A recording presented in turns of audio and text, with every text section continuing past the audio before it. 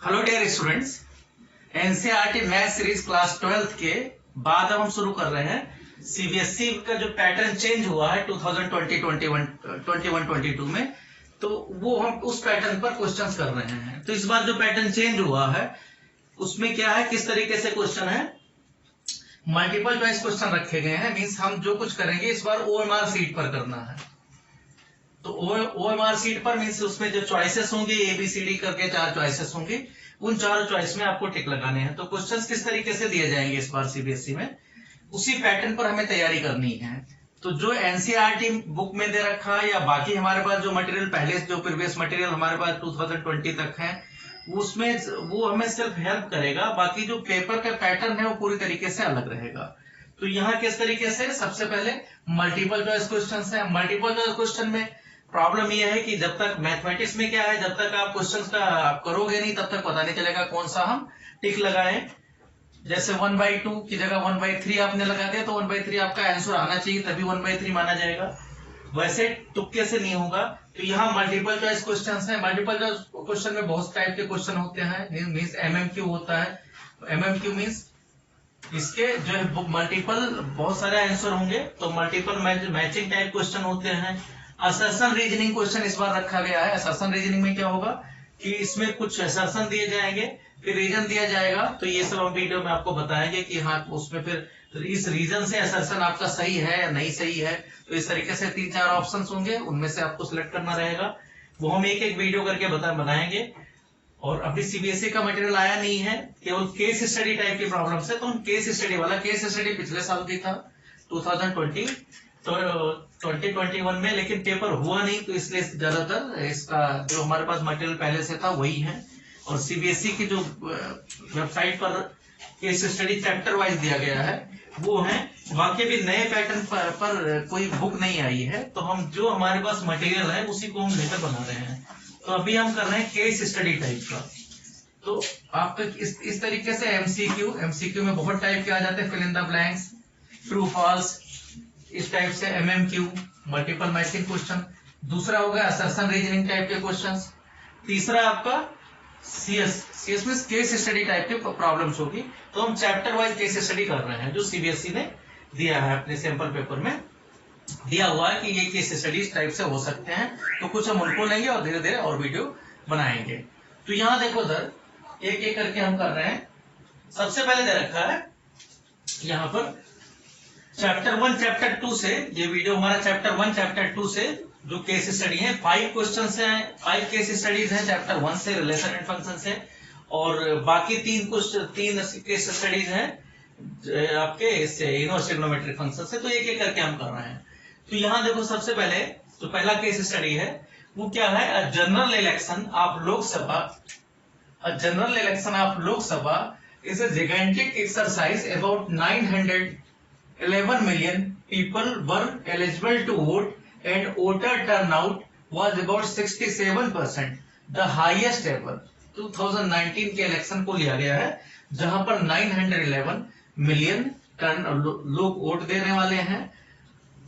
और इसमें आगे क्या रखा, let I be the set of all citizens of India who were eligible to exercise their vote. I एक सेट रखा गया है। आई मींस क्या है कि जो एलिजिबल लोग हैं जो वोट दे सकते हैं उनको आई से डिनोट किया गया है। Their voting right in general election means I एक सेट है। आई सेट में वही लोग होंगे जो एलिजिबल है वोट लेने के लिए, वोट देने के लिए। हेल्ड इन 2019 रिलेशन आर, एक रिलेशन आर है, इज डिफाइंड ऑन आई पर डिफाइंड है। रिलेशन हमें पता है, रिलेशन किसी सेट पर डिफाइन होता है। तो रिलेशन क्या होता है, जो सबसेट ऑफ आई क्रॉस आई एक सेट है तो आई क्रॉस आई का एक सबसेट होगा। मींस कार्टेशियन प्रोडक्ट ऐसे करेंगे। और आई आपको एक सेट दिया हुआ है कि आई सेट क्या है, I with the set of all citizens of India who were eligible to exercise their voting right in general election held in 2019 means इसमें जिनको जो वोटर्स है 911 वोटर्स हैं वो सबके सब जिनको जो एलिजिबल है वोट देने के लिए उनको सेट आई बताया गया है।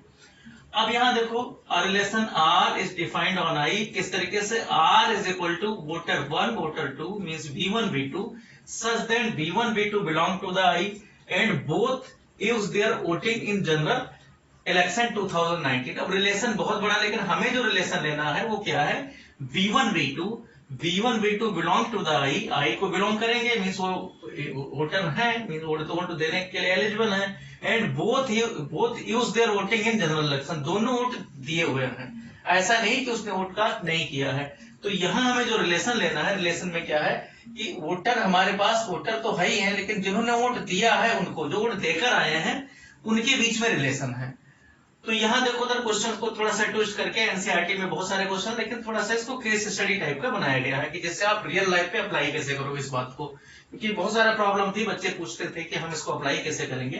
तो यहाँ देखो, तो R equal to V1 V2 belong to the I, means ये सिटीजन ऑफ इंडिया वोटर्स हैं जो वोट देने के लिए एलिजिबल हैं, और both use their voting in general, दोनों वोट देकर आए हैं, उन्हीं को लेना है।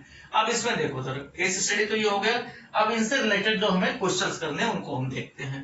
तो पहला क्या है, फर्स्ट, ये हम इसको हटा देते हैं। अब देखो फर्स्ट पॉइंट है, two neighbours X and Y belong to the I, दो नेबर्स हैं एक्स वाई जो belong to the I, X exercise his voting right while Y did not cast her vote in general election 2019।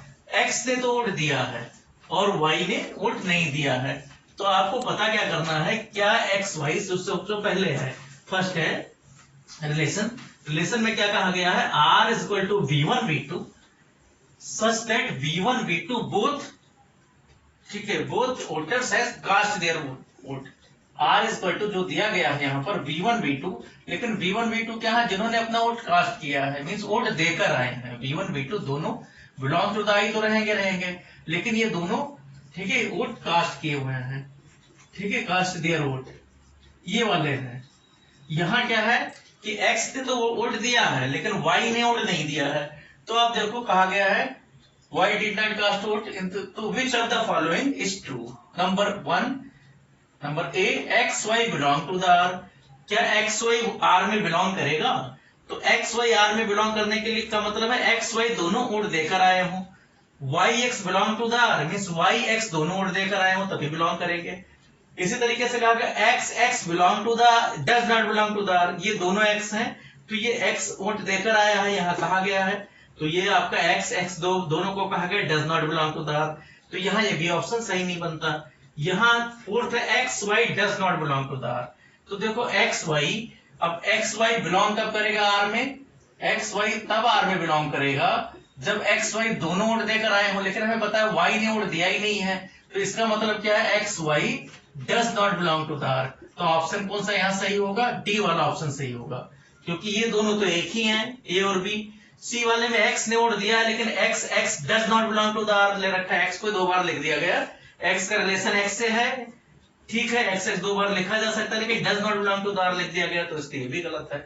Second देखते हैं, mister X and his wife W, X and his wife W both exercise their voting right in general election 2019। दोनों ने vote दिया है, mister X ने और उसकी wife ने।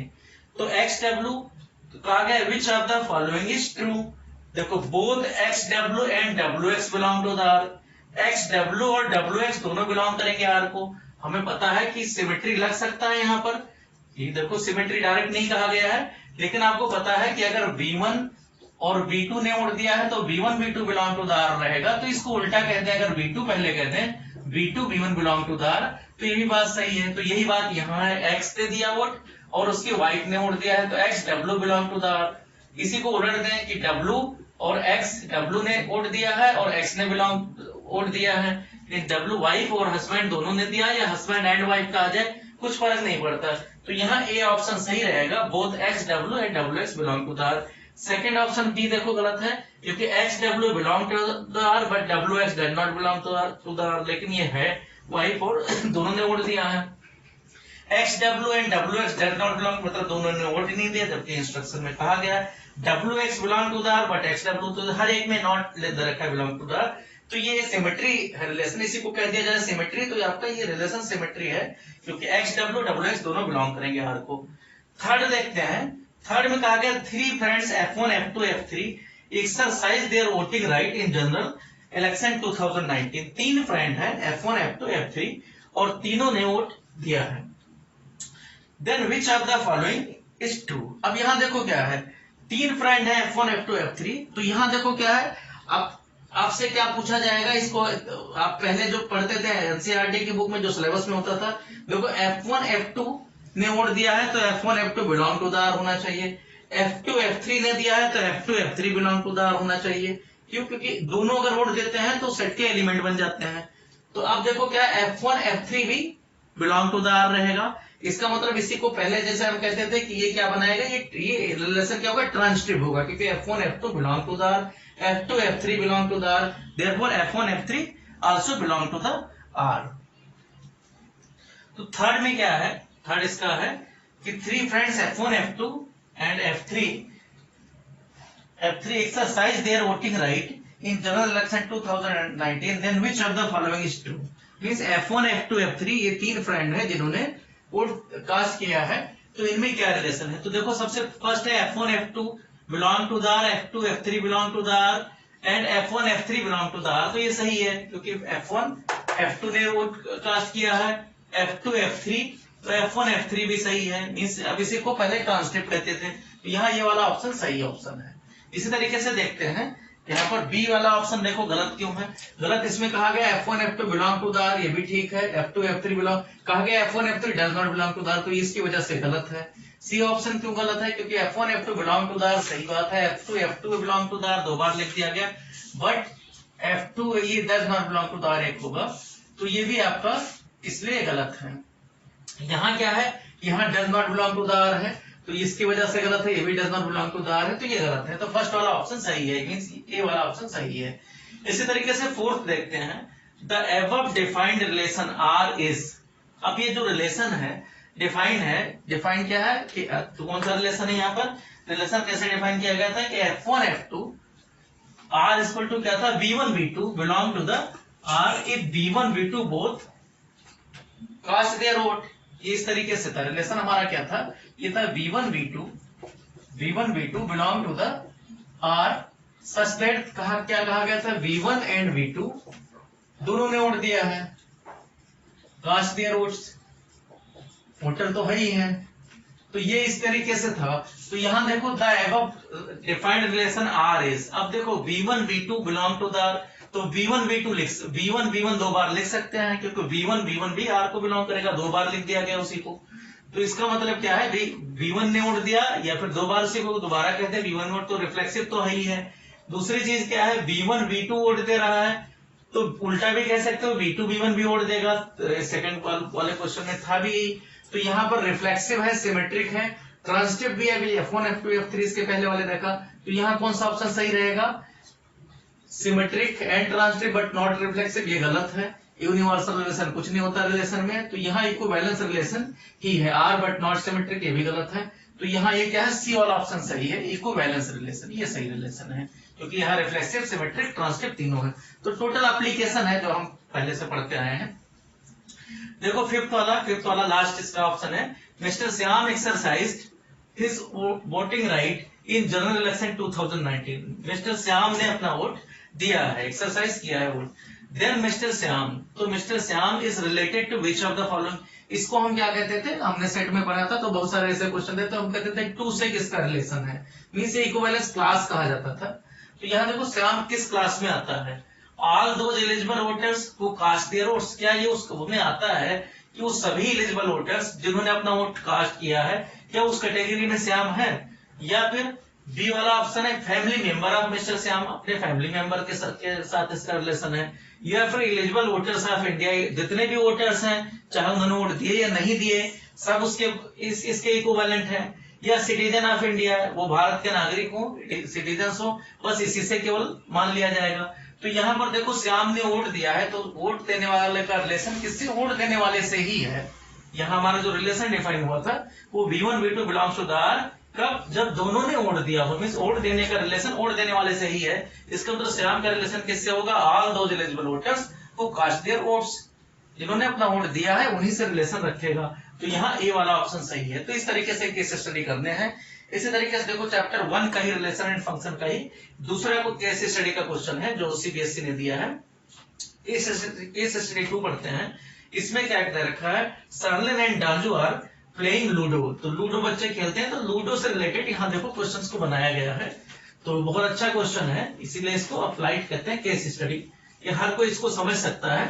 तो यहाँ देखो क्या है क्वेश्चन, किस तरीके से है कि Sarlin and Daju are playing ludo at home during कोविड-19। ड्यूरिंग कोविड-19 में लूडो खेल रहे थे, सब लूडो ही खेल रहे थे बैठ के, और क्या करेंगे बाकी गेम खेल रहे होंगे। While rolling the dice, जब डाइस को रोल करते हैं, हमें पता है कि डाइस होती है, डाई होता है 1 2 3 4 5 6 नंबर होते हैं, और उसको जो रोल करके नंबर आता है, जो नंबर आता है उस हिसाब से हम जो आगे बढ़ते रहते हैं लूडो में। तो देखो सरलिन सिस्टर राजी क्या है, सरलिन की सिस्टर है।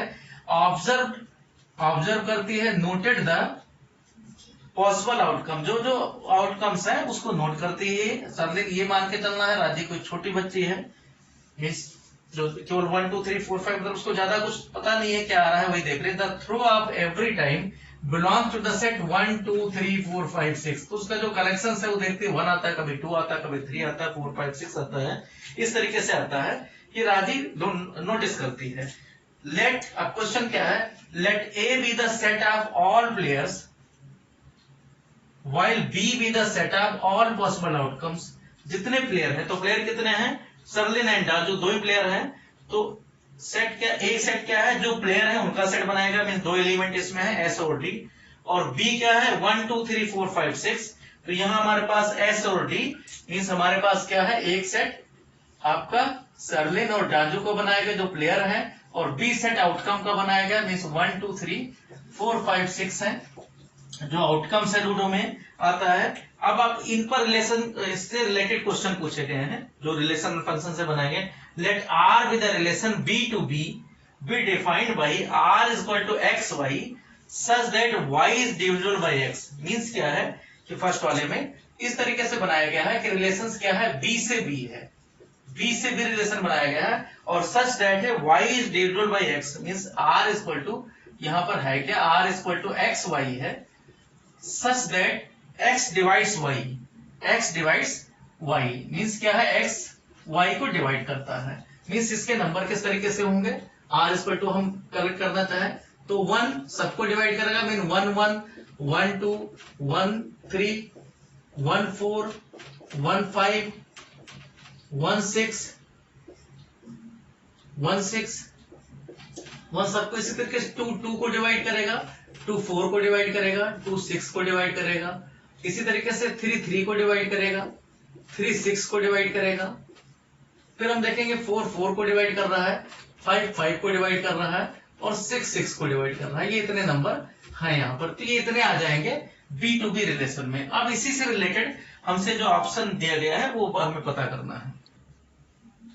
तो इस तरीके से देखते हैं, इसमें सबसे पहला क्या दे रखा है, ए को सेट एस डी मीन्स जो दोनों यहाँ पर हैं सरलिन और डालू, और बी इसमें जो आउटकम्स है 1 2 3 4 5 6।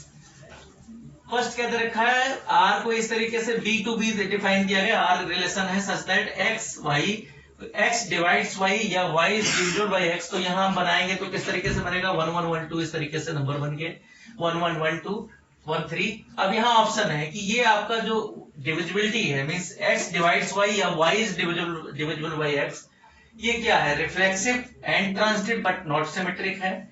बी ऑप्शन दे रखा है reflexive symmetric but not transitive है। इसी तरीके से not reflexive but symmetric and transitive है या इक्विवेलेंस है। तो यहां देखो किस तरीके से रिलेशन है, एक्स डिवाइड्स वाई मीन्स क्या है, एक्स वाई को डिवाइड कर रहा है या Y is divisible by x, तो सिमेट्रिक तो कभी नहीं होगा।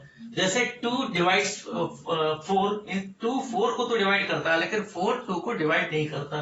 तो यहां से भी देख सकते हैं कि यहां पर देखो क्या है, 1 2 है लेकिन 2 1 नहीं है, तो सिमेट्रिक का तो कोई बात ही नहीं है यहाँ पर। तो पहले से तो सिमेट्रिक नहीं है। अब रिफ्लेक्सिव देखते हैं, यहां से वैसे देख सकते हैं, तो अपने आप को सभी डिवाइड करते हैं, means x divides itself, means x divide x हमेशा सही है। सभी 1 2 3 4 5 6 के लिए यहां से हम नंबर भी देख सकते हैं। ये हमने सेट बिल्डर फॉर्म लिख दिया है यहाँ रोस्टर फॉर्म में, टेबुलर फॉर्म में, तो यहां से आपको पता चल जाएगा 1 1 1 2 मींस सेट बिल्डर को कन्वर्ट कर दिया है रोस्टर फॉर्म में। तो 1 1 2 2 3 3 4 4 5 5 6 6 है, तो रिफ्लेक्सिव तो है। अब ट्रांजिटिव देखते हैं, तो ट्रांजिटिव में देखो, ट्रांजिटिव में क्या है, x divides y and y divides z. Means x divides y and y divides z। ये डिवाइड का नोटेशन है, इसका मतलब है डिवाइड्स, ये डिवाइड्स का नोटेशन है। इसका मतलब x y को डिवाइड कर रहा है, मींस ये इस तरीके से x यहाँ y से डिवाइड करता है, रिमाइंडर यहाँ 0 मिल रहा है, मीन जो डिवाइड होके कुछ नंबर आएगा यहाँ लास्ट में 0 मिलेगा। तो यहाँ पर क्या है, x divides y and y divides z। तो हमें पता है अगर x y को डिवाइड करता है, y z को डिवाइड करेगा। जैसे यहाँ पर हम बात करें 2, मान लो यहाँ पर 1 3 को डिवाइड कर रहा है, 3 6 को डिवाइड कर रहा है, तो 1 6 को जरूर डिवाइड करेगा। तो यहाँ पर क्या आ जाएगा, ये हमेशा x तो डिवाइड z करेगा मीन ट्रांसटिव तो होगा ही। तो इसमें देखते हैं सिमेट्रिक नहीं होगा, तो पहला ये ऑप्शन सही है। रिफ्लेक्सिव है एंड ट्रांसटिव है बट नॉट सिमेट्रिक, ये नहीं हो सकता। Reflexive and symmetric, transitive not से ट्रांसटिव लिखा है तो ये गलत हो गया। यहाँ पर नॉट रिफ्लेक्सिव लिखा है, ये भी गलत है, इक्विवेलेंस तो हो ही नहीं सकता, सिमेट्रिक नहीं है। इसी तरीके से आगे देखते हैं, Raji wants to know the number of functions from A to B, how many number of functions are possible. अब देखो फंक्शंस का बनना किस तरीके से, फंक्शंस डिपेंड करता है कि आपका डोमेन और डोमेन के एलिमेंट किस तरीके से कहां एसोसिएट हो सकते हैं। तो इसमें देखें परमुटेशन से इसका प्रूफ है, लेकिन यहाँ फिलहाल आपको ज्यादा कुछ नहीं करना। क्या है आपको पता करना है, to know the number of functions from A to B. अब ए में क्या है, 2 एलिमेंट है, एस और टी 2 एलिमेंट है, और बी में एलिमेंट है 1 2 3 4 5 6 1 2 3 4 5 6। इस तरीके से आपको यहाँ 2 एलिमेंट दिए गए हैं एस और टी, और इधर आपके नंबर दिए गए हैं 1 2 3 4 5 6। तो आपको क्या देखना है, देखो एस के लिए एस कहां जा सकता है, एस के लिए 6 पॉसिबिलिटीज हैं। इसी तरीके से डी के लिए भी 6 पॉसिबिलिटीज हैं। तो टोटल कितना हो जाएगा, 6 स्क्वायर। तो नंबर ऑफ फंक्शंस कितने बनेंगे, 6 स्क्वायर पॉसिबिलिटीज है। या हम दूसरे तरीके से कहें, जितना नंबर ऑफ बी होता है, बी में मींस जो दूसरा आपका कोडोमेन का एलिमेंट है वो जितना है उस पर पावर नंबर ऑफ ए लगा देते हैं, तो ये पता चल जाता है नंबर ऑफ फंक्शंस कितने बनेंगे। और रूल आया कहां से है, ये फंडामेंटल प्रिंसिपल ऑफ काउंटिंग से ये पता होता है कि पहले के लिए जितनी पॉसिबिलिटीज हैं वो देख लेते हैं, दूसरे के लिए जितनी पॉसिबिलिटीज हैं वो देख लेते हैं, दोनों को फंडामेंटल प्रिंसिपल ऑफ काउंटिंग से मल्टीप्लाई कर देते हैं। तो दोनों में से जो आपको लगे, तो ऑप्शन कौन सा हो जाएगा, यहाँ 6 स्क्वायर 36 होता तो 36 लगा देते। तो number of functions from A to B इतने बनेंगे, 6 स्क्वायर और 36। थर्ड देखते हैं, let R with the relation on B defined by R equal to 1 2 2 2 equal relation दे रखा है। पता क्या करना है, देन आर इज, तो देखो 1 2 है लेकिन इसका उल्टा नहीं है, तो पहले भी था तो 1 2 है, इसका उल्टा नहीं, इसका मतलब सिमेट्रिक तो नहीं होगा, ये ऑप्शन गलत है। रिफ्लेक्सिव देखते हैं, 1 1 2 2 कहीं नहीं है, क्योंकि 4 से 5 तक नंबर है, तो रिफ्लेक्सिव भी नहीं होगा। ट्रांसटिव देखें तो ट्रांसटिव में मान लो यहाँ 1 3 बिलोंग कर रहा, 3 4 बिलोंग कर रहा, लेकिन 1 4 कहीं नहीं है, तो एक साथ ही यहीं पर देख लेते हैं 1 3, या यहाँ से देख लें, नंबर कोई भी देख लें, 3 1 है, 1 3 है, यहाँ से भी 1 3 3 1 है, 1 1 भी नहीं है, तो इस पे देखें तो यहाँ से क्लियर हो गया ट्रांसटिव भी नहीं है, तो ये भी ऑप्शन गलत है। इसका मतलब नन ऑफ दीज 3 ये सही है। NOT means none of these, या नन ऑफ दीज 3 दे रखा, इन तीनों में नहीं है कोई भी, तो यहाँ पर डी ऑप्शन सही है, क्योंकि ये रिलेशन ना रिफ्लेक्सिव है, ना सिमेट्रिक है, ना ट्रांसटिव है। फोर्थ देखते हैं, Rajiv wants to know the number of relations possible from A to B. यहाँ क्या था, नंबर ऑफ फंक्शंस, यहाँ है number of relations from A to B. A to B में कितने रिलेशंस बनेंगे, तो रिलेशन डिपेंड करता है कार्टेशियन प्रोडक्ट पर। तो ए में 2 एलिमेंट है, बी में 6 एलिमेंट है, तो पहला काम है इनका कार्टेशियन प्रोडक्ट करना। तो हमें पता है कि ए में 2 एलिमेंट है एस और डी, और बी में आपको 6 एलिमेंट दे रखे हैं 1 2 3 4 5 6 ये दिया हुआ है। तो हमें पता है इसमें कार्टेशियन प्रोडक्ट कितना आएगा, number of A into number of B, means 2 into 3 6, तो इसमें आएंगे नंबर ऑफ कार्टेशियन प्रोडक्ट में एलिमेंट आएंगे, ये नंबर ऑफ कार्टेशियन प्रोडक्ट के एलिमेंट है, नंबर ऑफ कार्टेशियन प्रोडक्ट हम पढ़ चुके हैं 11th में, और 12th में भी अगर एनसीईआरटी में देखो तो कार्टेशियन प्रोडक्ट से रिलेशन फिर आगे डिफाइन किया गया। अब पूछा क्या गया यहाँ पर कि कितने रिलेशंस बनेंगे, तो रिलेशंस क्या होता है, सबसेट ऑफ कार्टेशियन प्रोडक्ट। तो सबसेट कितने होते हैं, subset of number of subset equal to 2 to the power number of elements in a set. तो यहाँ 2 टू द पावर कितना आ जाएगा, 2 इंटू 3 6, तो 2 पावर 6 हो जाएगा। तो 2 पावर 6 ऑप्शन इसमें हम देख लेते हैं कहीं पर है, तो बी वाला ऑप्शन सही है हमारा, तो यहाँ पर बी वाला ऑप्शन सही हो जाएगा। पूछा गया था, Radhi wants to know number of relations possible from A to B. तो हम पहला काम करेंगे, 2 नहीं 1 सेकंड, 2 and 6 है, 2 into 6 तो 12 आ जाएगा। तो यहाँ क्या आ जाएगा, 2 to the power 12। तो ऑप्शन कौन सा, 2 power 6 नहीं, 2 power 12 हो जाएगा। डी वाला ऑप्शन सही है। तो यहाँ पर आपका ये बी वाला ऑप्शन है, 2 power 12 वाला ऑप्शन सही है, क्योंकि 2 into 6 number of A number of B, 2 यहाँ 6 एलिमेंट है तो 12 आ गया। तो 2 to the power number of elements इन ये सेट आपका कार्टेशियन प्रोडक्ट तो 12 है, 2 power 12। तो 2 power 12 जो भी होता हो वो आपका आंसर हो जाएगा। 4000 कुछ आ जाएगा, क्योंकि 1024 का में 4096 आ जाएगा, या यहाँ ऑप्शन में 2 power 12 दे रखा, तो ये ऑप्शन सही है। फिफ्थ देखते हैं, let R B to B means 1 2 3 4 5 6 to 1 2 3 4 5 6 defined by R equal to 1 1 1 2, ये तो आपको दे रखा है। देन आर इज सिमेट्रिक, तो सिमेट्रिक देखते हैं, 1 2 है, उल्टा है, 2 1 नहीं है, तो इसका मतलब क्या हुआ, सिमेट्रिक तो नहीं है, पहला वाला ऑप्शन गलत है। रिफ्लेक्सिव देखते हैं, रिफ्लेक्सिव एंड ट्रांसिटिव कहा गया है, तो हम देखें 1 1 2 2 3 3 रिफ्लेक्सिव तो है। उसके बाद में क्या है और देखें हम कि यहाँ पर 1 2 ट्रांसिटिव देखें अगर, तो सब ये सारे नंबर इक्वल वाले हैं, तो इक्वल हमेशा एडजस्ट करेंगे ट्रांसिटिव में, क्योंकि किसी से रिलेशन यहाँ मिलेगा ही नहीं, 1 जाके किसी से आएगी, यहाँ पर है सिर्फ। तो 1 1 1 1 2 मींस 1 2, तो जब भी ऑपरेट कराएंगे इसका इसके साथ में तो यही रह जाएगा, क्योंकि ये इक्वल नंबर है। तो यहाँ पर बी वाला ऑप्शन ट्रांसिटिव हमेशा रहेगा, रिफ्लेक्सिव वही है। सिमेट्रिक ए वाले में नहीं है, तो यहाँ भी सिमेट्रिक नहीं होगा, इक्व बैलेंस हो नहीं सकता, ये वैसे भी गलत होगा क्योंकि सिमेट्रिक नहीं है। तो यहाँ पर रिफ्लेक्सिव एंड ट्रांसिटिव, तो ऑप्शन कौन सा यहाँ पर सही है, बी वाला ऑप्शन सही है।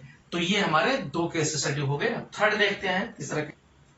तो थर्ड केस स्टडी देखते हैं, जो रिलेशन एंड फंक्शन सही है पहले 2 केस स्टडी के बाद।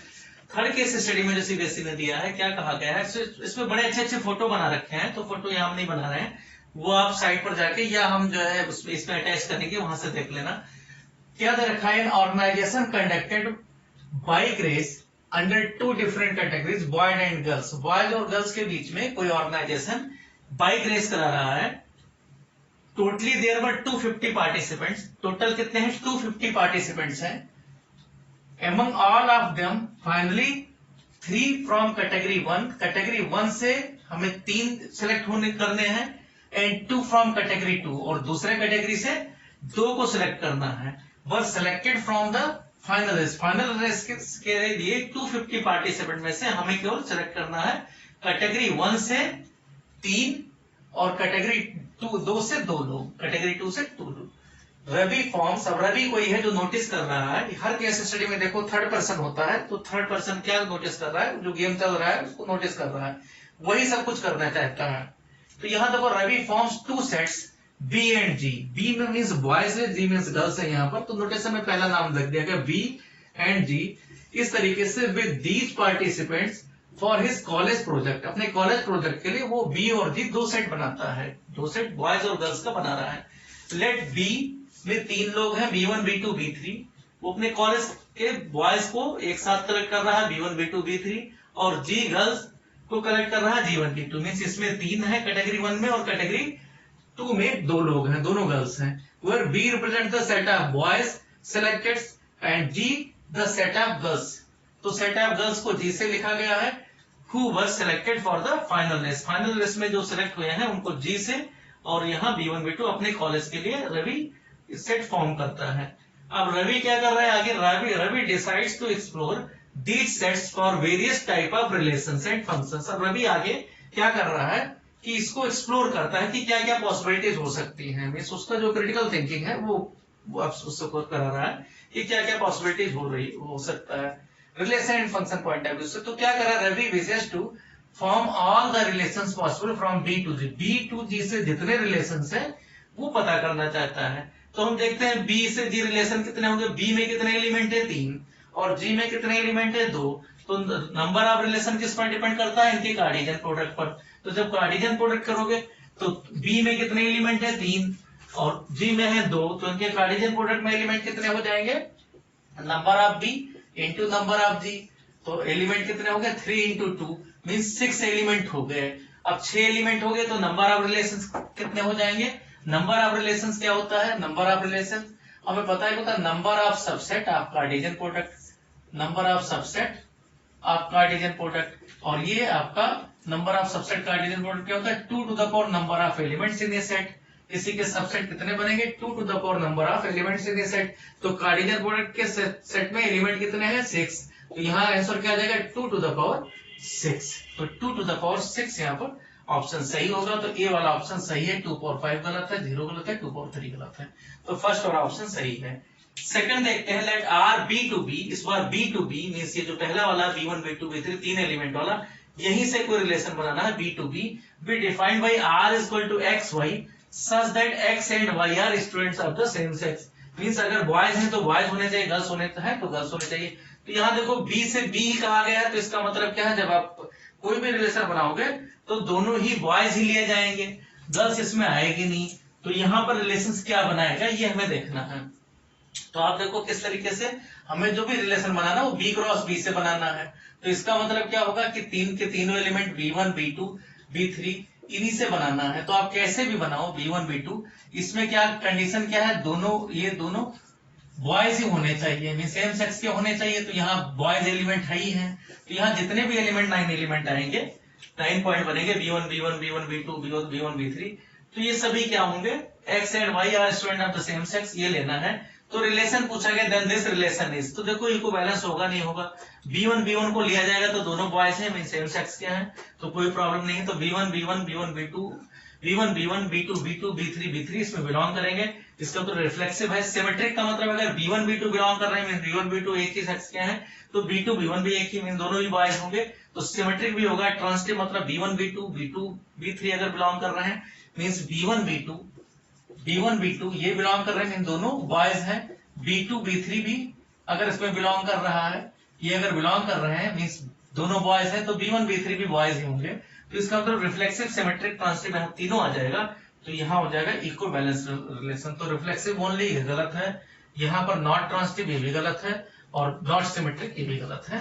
तो यहाँ पर ऑप्शन आपका क्या आ जाएगा, यहाँ पर इक्वल बैलेंस रिलेशन में से रिफ्लेक्सिव, सिमेट्रिक, ट्रांसिटिव तीनों आ जाएंगे।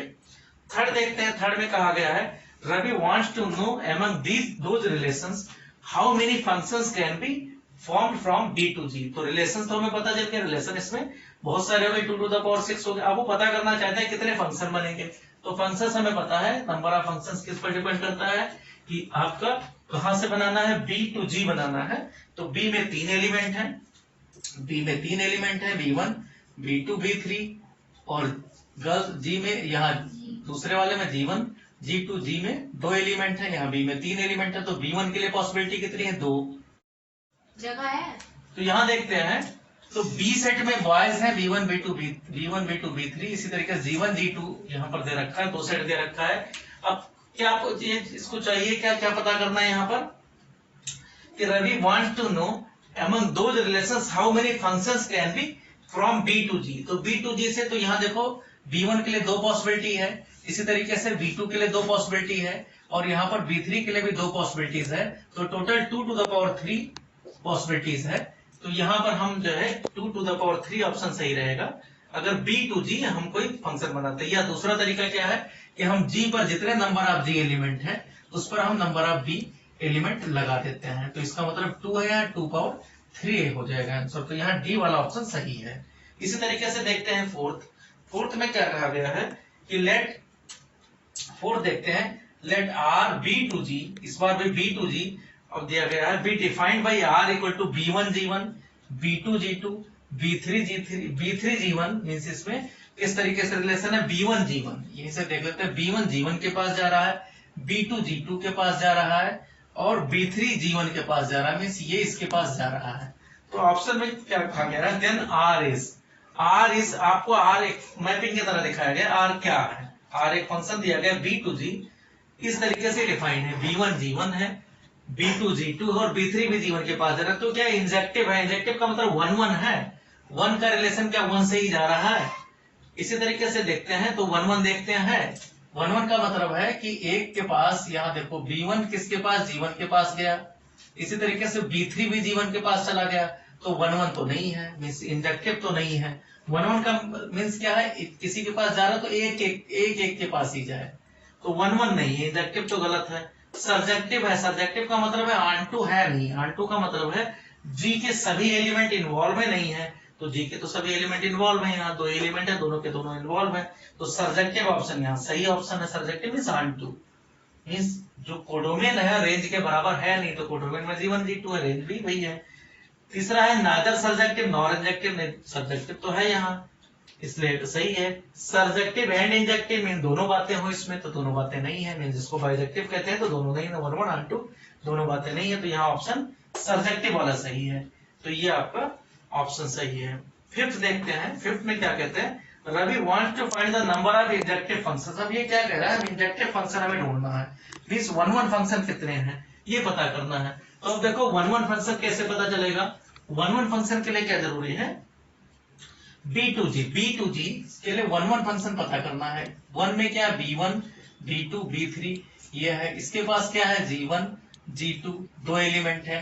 अब 1 1 फंक्शन के लिए कम से कम यहाँ 3 एलिमेंट है, 3 तो चाहिए चाहिए, क्योंकि B1 से जो रो जाएगी वो एक होनी चाहिए, B2 से भी एक रो होनी चाहिए, B3 भी से एक ही रो होनी चाहिए, तो यहाँ कम से कम आपका 3 एलिमेंट तो जी में होना जरूरी है, जबकि 3 एलिमेंट है नहीं, 2 ही एलिमेंट है, और सभी से एसोसिएट होना है, क्योंकि कोई भी फंक्शन या आर फंक्शन को दे दिया गया है तो डोमेन के सभी एलिमेंट के लिए डिफाइन होना चाहिए। तो सभी एलिमेंट के लिए डिफाइन होगा तो कम से कम जितने बी के एलिमेंट हैं उतने तो होने चाहिए, जबकि यहाँ एलिमेंट एक कम पड़ रहा है, तो इंजेक्टिव तो इसमें एक भी नहीं होगा। तो how many numbers of injective functions are possible, तो ए वाला ऑप्शन 0 सही है। 2 फैक्टोरियल 2 के बराबर होता है तो गलत है ये, 3 फैक्टोरियल 3 के बराबर 6 के बराबर होता है ये भी गलत है, और 0 फैक्टोरियल भी 1 के बराबर होता है इसलिए ये भी गलत है। तो यहाँ पर 0 0 फैक्टोरियल में कंफ्यूज मत होना, 0 फैक्टोरियल का वैल्यू 1 होता है, 1 फैक्टोरियल 0 फैक्टोरियल दोनों ही 1 होते हैं, तो यहाँ पर क्या है ऑप्शन ए सही है।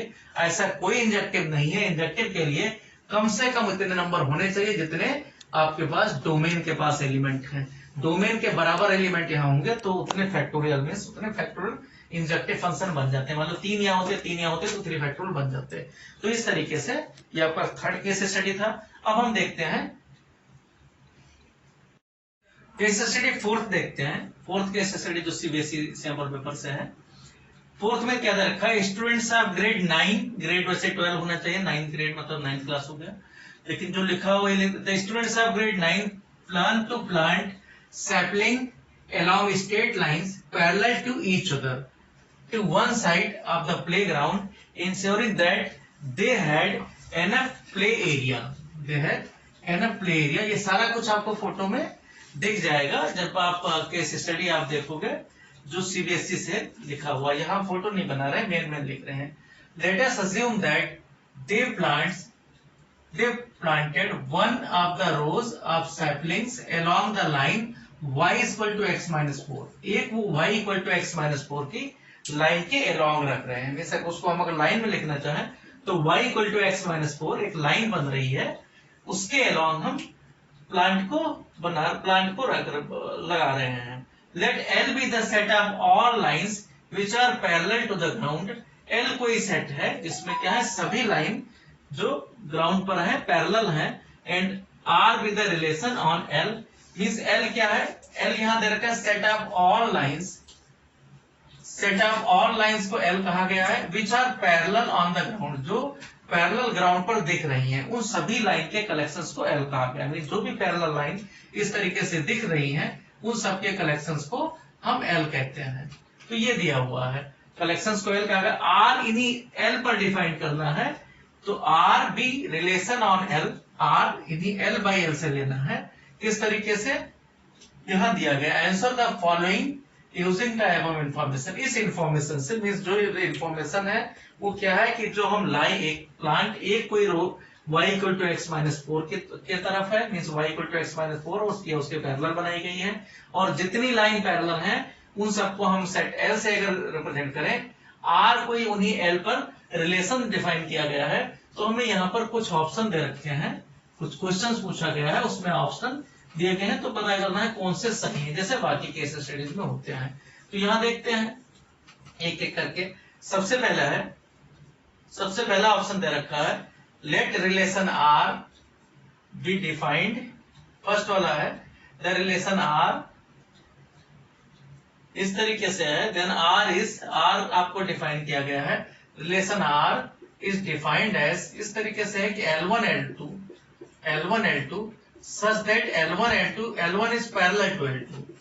L1 is parallel to L2 and L1 L2 belong to the L. ये सबसे पहला दे रखा है.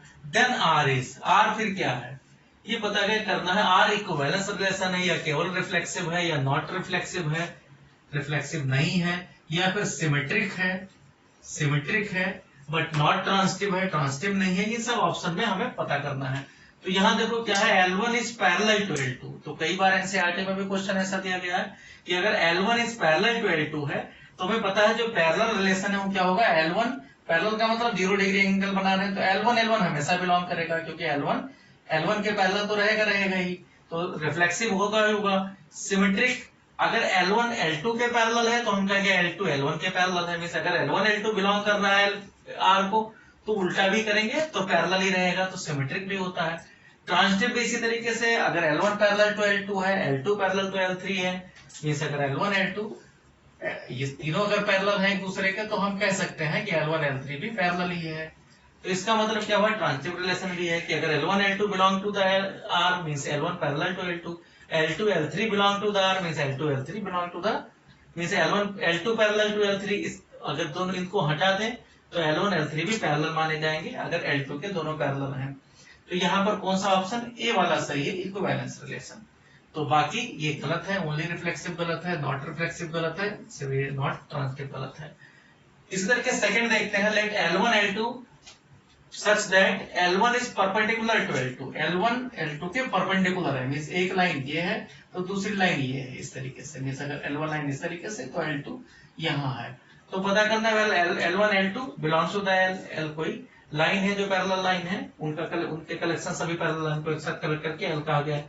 Which of the following is true? कौन सा ट्रू है. Number A, R is symmetric but neither reflexive nor transitive. Means symmetric तो है, तो सिमेट्रिक तो है यहाँ क्योंकि L1 परपेंडिकुलर टू L2 कहा जाए या L2 परपेंडिकुलर टू L1 कहा जाए. L1 L2 से 90 डिग्री बना रहा है एंगल, या हम कहें L2 से L1 बना रहा है, कोई भी ले लें, तो सिमेट्रिक तो है कि L1 L2 belong to the R means होगा L2 L1 भी R को बिलोंग कर रहा है, तो सिमेट्रिक तो है. अब हम देखते हैं बाकी चीजें. रिफ्लेक्सिव देखते हैं. रिफ्लेक्सिव का मतलब है कि L1 L1 बिलोंग करेगा, मींस L1 खुद के परपेंडिकुलर होता है तो कभी नहीं होता, खुद के पैरेलल होता है.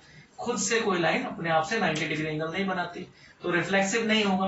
ट्रांसिटिव का मतलब है अगर L1 L2 के पैरेलल हो और L2 L3 के पैरेलल हो, मींस L2 परपेंडिकुलर, अगर L1 L2 के परपेंडिकुलर हो और L2 मान लो यहाँ L3 कोई लाइन है उस L2 के परपेंडिकुलर ले लिया गया, तो L1 और L3 आपका L3 ये है, L1 perpendicular to L2, L2 perpendicular to L3, तो यहाँ L1 L3 परपेंडिकुलर ना होकर पैरेलल बन जाते हैं, तो इसका मतलब ट्रांसिटिव भी नहीं है. तो पहला ही ऑप्शन सही है कि R is symmetric but neither reflexive not transitive. यहाँ रिफ्लेक्सिव दे रखा है, गलत है. इक्विवेलेंस हो ही नहीं सकता क्योंकि तीनों चीजें होनी चाहिए. R इज रिफ्लेक्सिव, यहाँ भी गलत है, तो ए वाला ऑप्शन ही सही है. थर्ड देखते हैं. The function f R to R we defined by fx is equal to x minus 4. अब fx equal to x minus 4, x minus 4 एक स्ट्रेट लाइन है, तो अब पता करना है ये किस तरीके से, इस फंक्शन का नेचर क्या है. तो fx equal to कैसे भी अगर x minus 4 y equal to x minus 4 line बनाओगे तो किस तरीके से लाइन बनती है. y equal to x minus 4, आपने x अगर 0 रख दिया तो y minus 4 में ये कोई लाइन बन रही है जो किस पॉइंट से पास हो रही है कि अगर यहाँ हम 4 रख दें तो 4 0 से पास हो रही है, तो ये कोई लाइन है.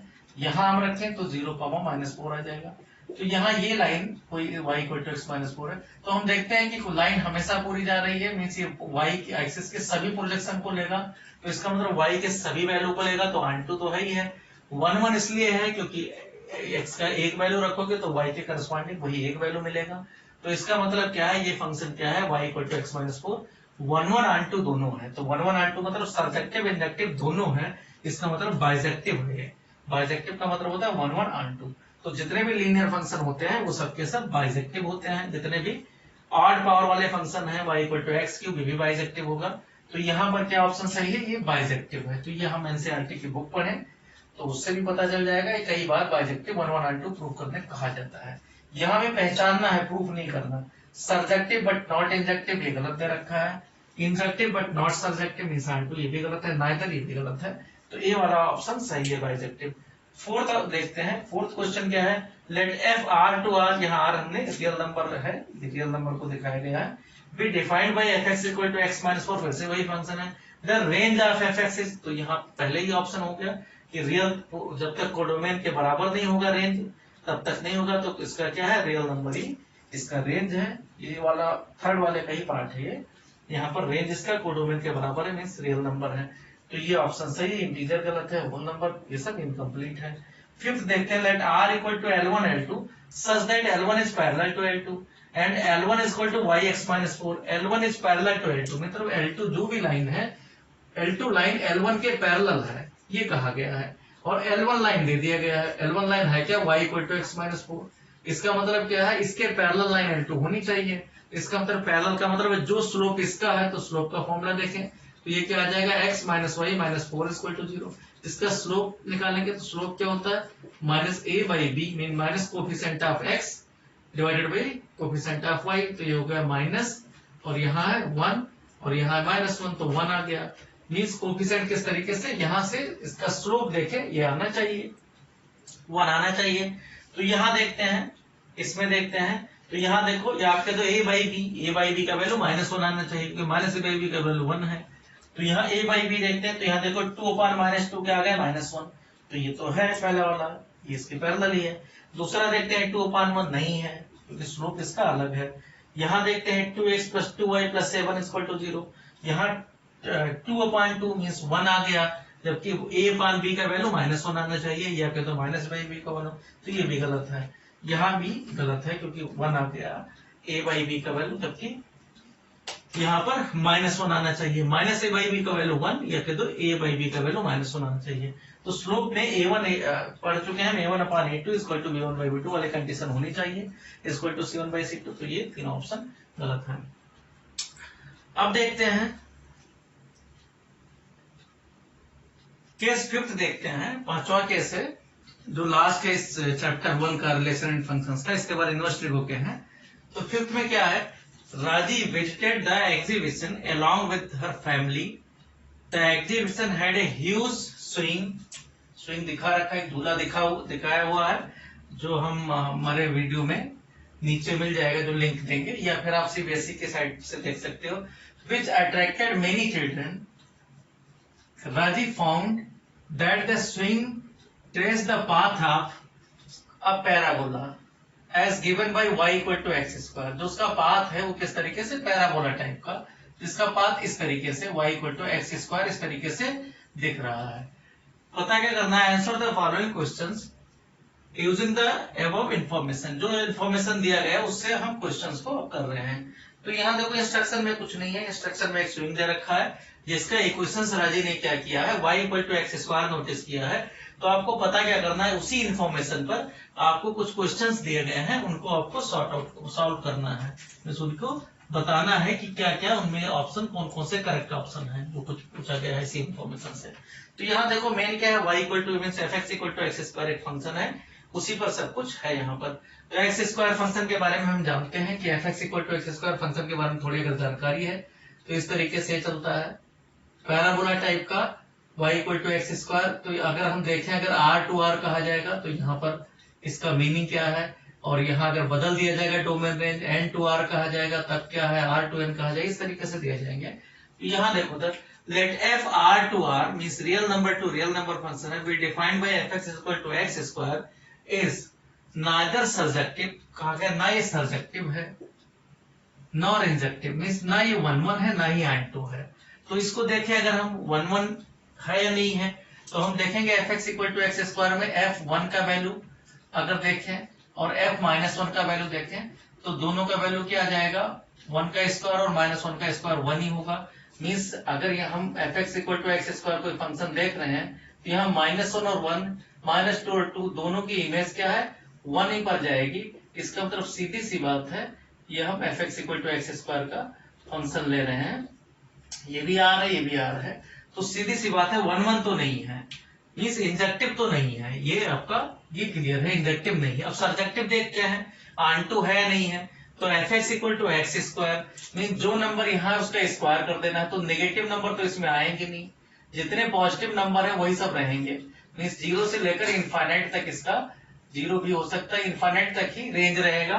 तो इसका मतलब क्या है, पूरा रियल नंबर नहीं आएगा, मीन्स इसके रेंज में कोडोमेन के बराबर नहीं मिलेगा। इसका मतलब ये सर्जेक्टिव भी नहीं है। तो पहला वाला ऑप्शन बिल्कुल सही है कि नाइदर सर्जेक्टिव है नॉर इंजेक्टिव है। तो एफ एक्स इक्वल टू, यहाँ से अगर ग्राफ में बनाना आता है तो यहां से भी देख लेते हैं कि एक्स स्क्वायर अगर y equal to x square graph ये दे रखा है तो इसमें क्या है, वाई के सिमेट्रिक होता है। तो यहाँ खुद देखो कि ये वाई के सभी वैल्यू को नहीं ले रहा है, मीन्स ये वैल्यू इसमें छोड़ रहा है, तो सीधी सी बात है कि ये नहीं है। दूसरी चीज क्या है, अगर एक्स के पैरेलल हम कोई लाइन डालें तो यहाँ 2 पॉइंट पर इंटरसेक्ट कर रहा है, इसका मतलब एक्स का वैल्यू अगर 1 रखें -1 रखें तो दोनों पर वाई का वैल्यू 1 ही आ रहे हैं। तो इसका मतलब क्या है, 1 1 भी नहीं है, तो ना 1 1 है ना 2 है, ग्राफ से भी दिख रहा है। ठीक है, तो पहला ऑप्शन सही है, सर्जेक्टिव नहीं है, इंजेक्टिव नहीं है, बाइजेक्टिव तो कोई मतलब ही नहीं है। तो पहला का फर्स्ट का ए ऑप्शन सही है।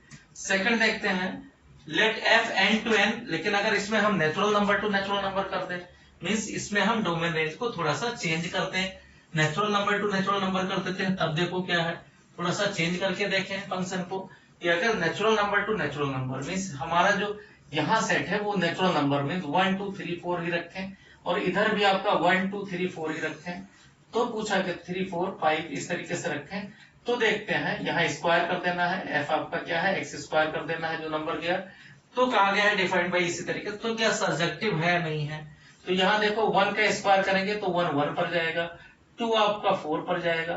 तो 2 और 3 का एसोसिएशन नहीं होगा क्योंकि किसी के स्क्वायर नहीं होते, ये किसी नेचुरल नंबर के स्क्वायर नहीं होते। 5 नहीं होता, 4 के बाद सीधा 9 पर आएगा, 3 का स्क्वायर 9, 4 सीधा 16 पर आएगा। तो इस तरीके से देखते हैं कि 1 1 तो है क्योंकि एक नंबर का स्क्वायर जो है फिक्स है वही रहेगा। तो सेकंड वाले ऑप्शन में ये बात तो है कि ये 1 इंजेक्टिव तो है, 1 1 है, एक नंबर का स्क्वायर 1 रहेगा, लेकिन यहाँ सर्जेक्टिव नहीं होगा। सर्जेक्टिव का मतलब क्या है, सभी एलिमेंट यहाँ ऑन2 होना चाहिए, आपका जो रेंज है वो नेचुरल नंबर ही आना चाहिए, जबकि ऐसा नहीं है क्योंकि यहाँ पर सभी नेचुरल नंबर नहीं, 2 3 5 बहुत सारे ऐसे नंबर है जो परफेक्ट स्क्वायर नहीं है, वो रह जाएंगे। तो सर्जेक्टिव नहीं है, ये ऑप्शन गलत है। बाइजेक्टिव सर्जेक्टिव ना होने की वजह से गलत है, सर्जेक्टिव यहाँ नहीं है, तो केवल यहाँ सही है 1 1 क्योंकि यहाँ एक का लिंक एक से एक नंबर का परफेक्ट स्क्वायर एक ही होता है। तो यहाँ इंजेक्टिव, ये ऑप्शन सही है। थर्ड देखते हैं, लेफ्ट 1 2 3 इधर नेचुरल नंबर है, यहाँ और रिस्ट्रिक्ट कर दिया गया, मीन्स आपका इधर तो डोमेन में नेचुरल नंबर है लेकिन कहा गया रेंज में केवल परफेक्ट स्क्वायर वाले नंबर रख दिए जाए, तब बताओ मीन्स 1 4 9 16 यही नंबर रखे जाए तो फिर हो जाएगा, क्योंकि 1 का स्क्वायर 1, 2 का स्क्वायर 4, 3 का स्क्वायर 9, 4 के लिए हम इतना रिस्ट्रिक्ट कर दें कि 1 4 9 को ही रख दें। तो यहाँ पर 1 1 तो पहले से हो गया था नेचुरल नंबर से, लेकिन अगर ये भी रेंज भी कम कर दिया जाए, पूरा रियल नंबर या नेचुरल नंबर ना रखा जाए, तो यहाँ पर ये बाइजेक्टिव हो जाएगा, मीन्स 1 1 9 2 हो जाएगा। यहाँ पर मीन्स उसी में रिस्ट्रिक्शन कर दिया गया है, तो इसकी वजह से ऑप्शन ए सही हो जाएगा। तो यहाँ देखिए एक ही ग्राफ को कई तरीके से यहाँ सेट को बदल बदल के दिखाया गया है, तो केस स्टडी से बहुत ज्यादा आपको फायदा मिलेगा फंक्शन के बारे में। लेट एफ, फोर्थ देखते हैं, let f and to R be defined. यहाँ क्या किया गया कि डोमेन तो नेचुरल नंबर रखा गया लेकिन रेंज पूरा रियल नंबर कर दिया गया, मीन्स ये आपका डोमेन तो पूरा केवल नेचुरल नंबर है लेकिन रेंज पूरा रियल नंबर कर दिया गया। इसमें सभी नंबर आ गए, रूट जितने भी हैं, मीन माइनस प्लस सब आ गए, -1 -2 सभी नंबर आ गए, रूट भी आ गया, √2 भी, √3 भी सभी नंबर आ गए। तो पूछा गया भी डिफाइंड बाय f(x = x²), तो रेंज ऑफ द फंक्शन क्या होगा एमंग द फॉलोइंग। तो जब नेचुरल नंबर है तो रेंज यहीं से क्लियर हो गया था कि नेचुरल नंबर अगर डोमेन में दे रहे हो तो रेंज में क्या आएगा, इनके परफेक्ट स्क्वायर हो जाने हैं। तो ए वाला ऑप्शन सही है, 1 4 9 16 ये रहेगा, बाकी 8 9 होंगे नहीं, ये सब छूट जाएंगे, किसी के परफेक्ट स्क्वायर नहीं है। तो यहाँ पर ऑप्शन फर्स्ट वाला सही है। फिफ्थ में देखते हैं ना, function f Z to Z, अगर कहा गया फंक्शन को इंटीजर टू इंटीजर कर दिया जाए, मीन्स एक तरफ जो डोमेन है वहां भी इंटीजर लिया जाए और दूसरी तरफ भी इंटीजर लिया जाए, इस नंबर इस तरीके से। इंटीजर का मतलब क्या है, 0 +-1 +-2 ये सभी नंबर लिए जाए, +-3 ये सभी नंबर लिए जाए। तो यहाँ देखो 0 -1 -2 ये नंबर, यहाँ 1 2 इस तरीके से बहुत सारे नंबर हैं, और इधर भी इंटीजर यही -2 -1 0 1 2 इन्हीं सब नंबर लिया जाए, और भी नंबर है। तो यहाँ समझने के लिए सिर्फ छोटा सा नंबर दिखा रहे हैं। तो अब यहाँ अगर फंक्शन बनाया गया f(x = x²) में -2 -1 1 के पास जाएगा, ये 1 है, इसी तरीके से -2 आपका 4 के पास जाएगा। तो यहाँ क्या क्या क्या पूछा गया, क्या ठीक है आपको पता करना 1 1 and 2 है नहीं इंजेक्टिव। तो देखो -1 का स्क्वायर भी 1 के पास जाएगा और 1 का स्क्वायर भी 1 के पास जाएगा। तो इसका मतलब होगा कि जो -1 की और 1 की इमेज है, दोनों की इमेज किसके पास जाएगी, 1 के पास जाएगी। तो यहाँ इसका मतलब है कि ये आपका 1 1 नहीं है, मीन्स इंजेक्टिव नहीं है। अब आंटू अगर देखें तो आंटू भी नहीं होगा, क्योंकि स्क्वायर कर देना है। तो जब इधर स्क्वायर करोगे तो नंबर क्या आएंगे, नंबर सिर्फ आपके परफेक्ट स्क्वायर ही रह जाएंगे, नेगेटिव नंबर किसी के स्क्वायर नहीं होते। तो ये भी वही है, नाइदर इंजेक्टिव नॉर सब्जेक्टिव। ए वाला ऑप्शन सही है।